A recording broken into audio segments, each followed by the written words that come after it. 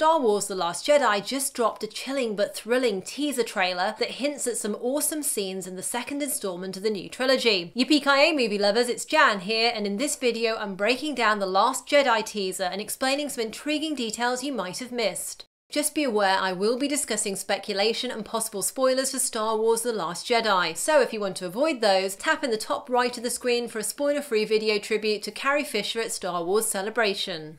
Starting with that first scene, I thought it was interesting that there's a little parallel to the start of the Force Awakens trailer, where Finn popped up in distress while here Rey also appears distressed. And I wonder whether she's just experienced another Force vision, like she did when she picked up Luke's lightsaber for the first time in The Force Awakens.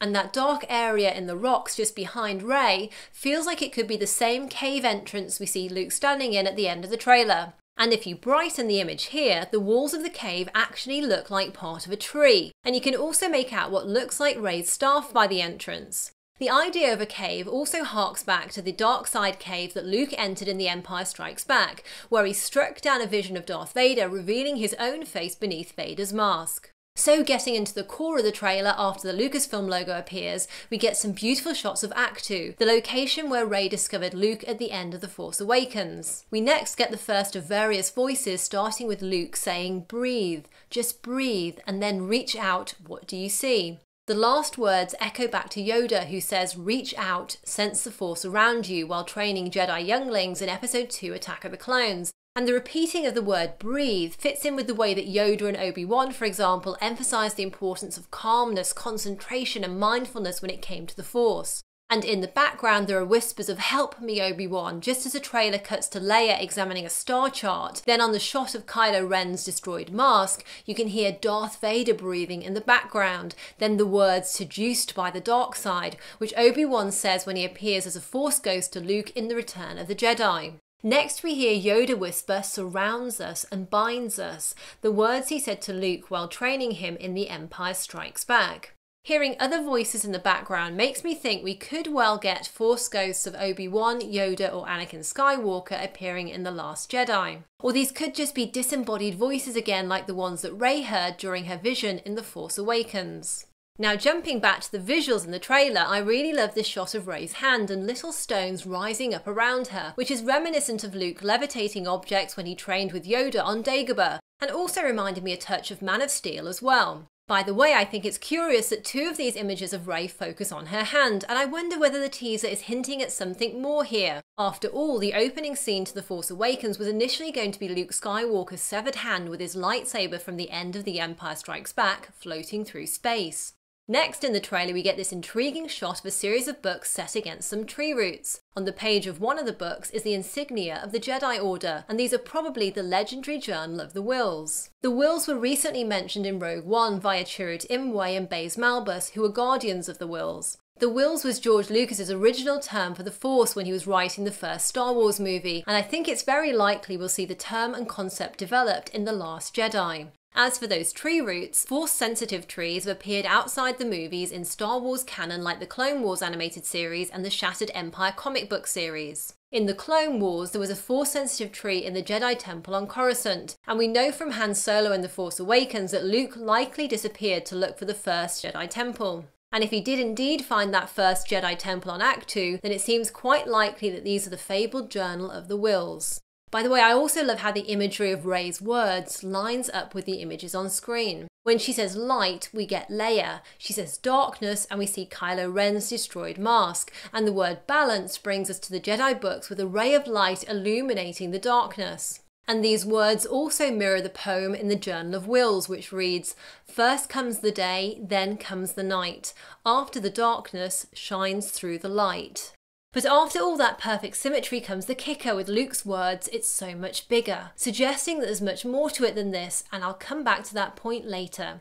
The trailer then breaks into some really fantastic action scenes. First up are these resistance fighters squaring up to the new First Order heavy assault walkers in the distance, which although we can't see them up close here, are getting on for twice the size of a regular AT-AT and have been dubbed guerrilla walkers because of their enormous thick legs. Now, if you're wondering why those fighters are giving off a red flare, well, the important thing to think about is that this battle is taking place on the planet Crait, which director Rian Johnson has said is a mineral planet covered in salt that's home to an abandoned rebel base. If you notice this fighter's craft, it seems to be hitting the salt floor and piercing it, which spews out red dust. And notice how all the fighters have a kind of spike dragging along the salt floor, which is where the red is spewing from. The planet they're on has a red-coloured mineral base under the salt, so it looks like they're trying to break up the ground before they reach the First Order walkers, to create a smoke screen so the walkers can't see properly during their attack. Obviously, this scene calls back to the rebel attack on the Imperial walkers on the snowy planet Hoth in The Empire Strikes Back.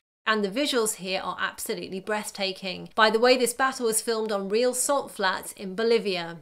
It's nice to see Finn is getting medical attention here, and there's a little of the Aurebesh language showing on Finn's pod, which translates as stable, indicating that we're likely to see Finn back in action in The Last Jedi. The trailer gives us a very short glimpse of Kylo Ren, and interestingly his scar here looks different from how Rey scarred him at the end of The Force Awakens. But what's more intriguing is the bright yellow light behind him, because the website Making Star Wars has reported there's a scene in The Last Jedi where the Force tree on Ahch-To is set on fire. We know from The Force Awakens that Kylo Ren was obsessed with finding where Luke Skywalker had disappeared to, and I wonder whether Kylo's found Luke here and has set the tree on fire. And it looks like here we've got another look at that scene which appeared in Rey's Force vision of Luke and R2-D2 watching what might be his Jedi training school burn down. Hopefully we'll get a more in-depth look at what happened to Luke and R2-D2 and how his hand ended up like this.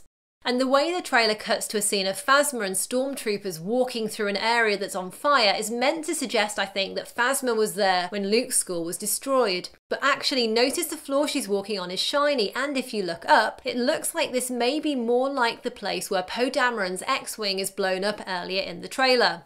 By the way, assuming this isn't a flashback scene for Phasma, I guess she managed to escape the trash compactor on Starkiller Base, where Finn and friends said they'd dump her in The Force Awakens. Okay, and then the trailer ends with those chilling words of Luke's, "It's time for the Jedi to end." Now, it's a bit shocking after 8 movies to think that Star Wars might be trying to do away with the Jedi, but Luke may actually have a point. He's had 2 of his relatives turn away from the Jedi to the dark side of the Force, so perhaps he thinks there's a better way to wield the power of the Force, even combining both the light and dark sides in what some fans call the Grey Jedi. And in fact, the second part of the poem I mentioned earlier from the Journal of the Whills reads, "The difference they say is only made right by the resolving of grey through refined Jedi sight." So, could the idea be that a grey Force user is going to replace the old Jedi, hence the title of the movie The Last Jedi? By the way, the poster for The Last Jedi also seems to be hinting at a possible blurring of the light side and the dark side, as notice that Rey's lightsaber begins blue